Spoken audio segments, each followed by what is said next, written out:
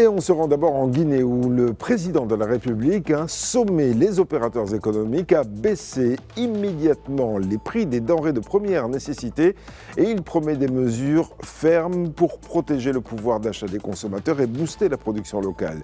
Idrissa Cissé est à Conakry pour Média TV.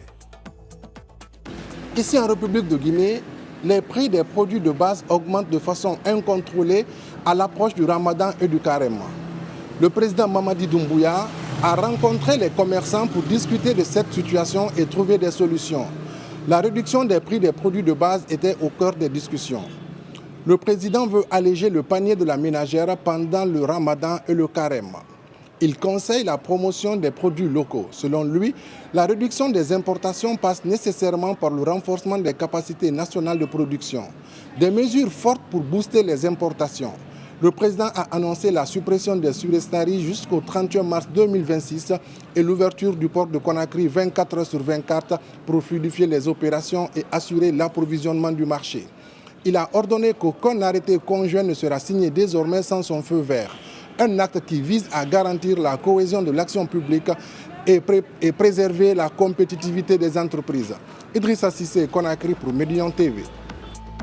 Au Nigeria, cette fois, les sénateurs ont cédé sous la pression populaire. Ils ont fini par accepter la transmission électronique immédiate des résultats électoraux, un véritable tournant, peut-être même décisif, contre le risque de fraude. Gilbert Tamba est à Abuja pour Média TV.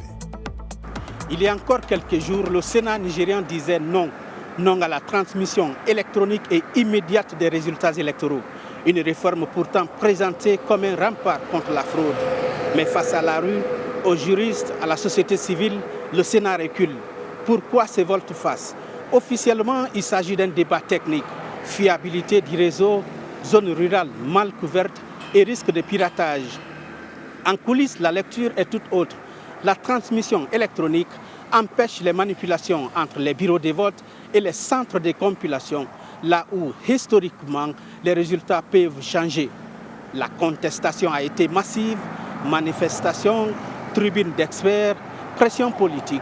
Pour beaucoup de Nigérians, bloquer cette réforme revenait à tracer une ligne rouge sur la crédibilité des urnes. Alors, ces reculs changent-ils vraiment la donne? Sur le papier, oui. Des résultats publiés immédiatement, plus difficiles à falsifier. Mais tout dépendra de l'application réelle du texte, des moyens techniques et surtout de la volonté politique. Car au Nigeria, la bataille pour la transparence électorale ne se joue pas seulement dans la loi, mais sur le terrain. Gilbert Tamba, Média TV, Abuja, Nigeria. Au Sénégal, ce sont des dizaines de milliers d'entreprises qui ont été créées au dernier trimestre 2025, des petites entreprises, car les 3/4 sont des entreprises individuelles. Sirmi Doukaka est à Dakar pour Média TV.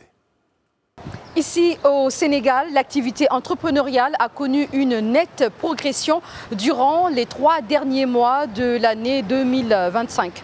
Le Sénégal enregistre une hausse de 32% en création d'entreprises, a souligné récemment le répertoire national des entreprises et associations. Cette base de données affiche ainsi une dynamique de croissance de 26 685 nouvelles immatriculations, selon le dernier rapport de l'ANSD.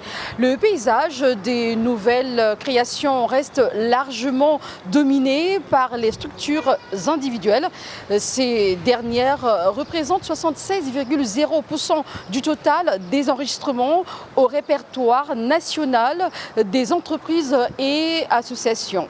Je tiens à préciser que l'immatriculation au NINEA englobe, entre autres, les entreprises exerçant une activité au Sénégal, les associations nationales ou étrangères régulièrement déclarées ou autorisées, les établissements publics et les organisations non gouvernementales. Sirmi Boukaka pour Média TV, Dakar, Sénégal.